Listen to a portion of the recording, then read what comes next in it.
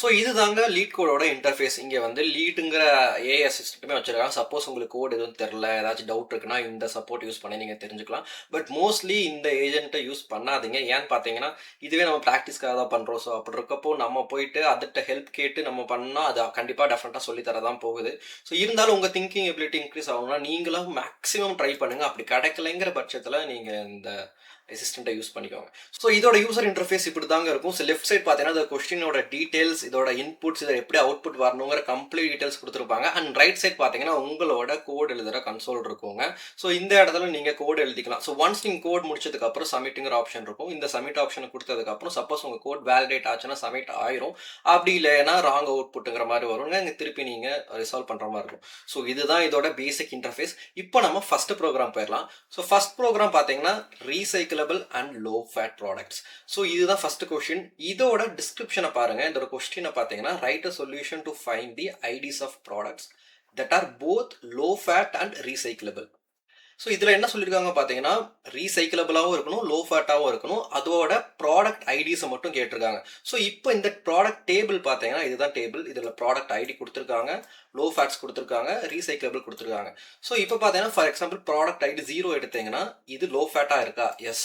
இது ரீசைக்கிளபிளாக இருக்கா? No. So இப்போ நம்ம சினாரியோக்கு பார்த்தீங்கன்னா லோ ஃபேட்டாகவும் இருக்கணும், ரீசைக்கிளபிளாகவும் இருக்கணும். ஸோ அப்படி பார்த்தீங்கன்னா இந்த சினாரியோ ஒர்க் அவுட் ஆகாது.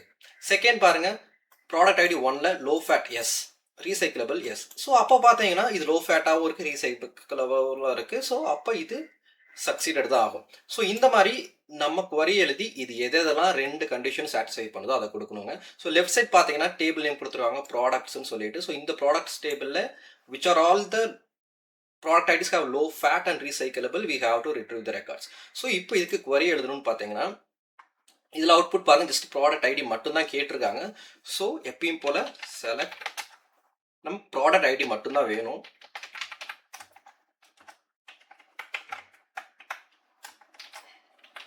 ப்ராடக்ட் ஐடி ஃப்ரம் டேபிள் பார்த்தீங்கன்னா ப்ராடக்ட்ஸ். ஸோ இது வந்து கேஸ் சென்சிட்டிவ் தாங்க, டேபிள் நேம்லாம் கரெக்டாக கொடுக்கணும், அப்படி இல்லைன்னா எரர் வரும். ஸோ இங்கே பார்த்தீங்கன்னா ஒரு வேர் கண்டிஷன் கொடுக்கணும். ஸோ என்ன வேர் கண்டிஷன் பார்த்தீங்கன்னா லோ ஃபேட்டாகவும் இருக்கணும், அட் த சேம் டைம் ரீசைக்கிளபிளாக இருக்கணும். ஸோ இப்போ பார்த்தீங்கன்னா where low fats equal to Y and recyclable is also Y. So இப்போ நம்ம என்ன சொல்லியிருக்கணும், லோ ஃபேட்ஸும் ஒய்யாக இருக்கணும் அண்ட் ரீசைக்கிளபிளும் ஒய்யாக இருக்கணும். ஸோ இப்படி இருக்கப்போ இது ரிசல்ட் பார்த்தீங்கன்னா ரெண்டுமே ஒய்யாக இருந்தால் மட்டும்தான் ரிட்ரீவ் பண்ணும். நம்மளோட கண்டிஷனுமே அதுதான், the products that are low fat and recyclable. So இப்போ இதை நீங்கள் ரன் பண்ணணும்னு பார்த்தீங்கன்னா இங்கே ரன் ஆப்ஷன் இருக்கும், இதை கிளிக் பண்ணி நீங்கள் ரன் பண்ணிக்கலாம். ஸோ ஒன்ஸ் ரன் ஆனதுக்கப்புறம் இதோட டெஸ்ட் கேசஸ் எல்லாம் ட்ரிகர் ஆகி சக்ஸஸாக இல்லைன்னு சொல்ல வரும். ஸோ நமக்கு பார்த்தீங்கன்னா கேஸ் வந்து அக்செப்ட் ஆயிருச்சு.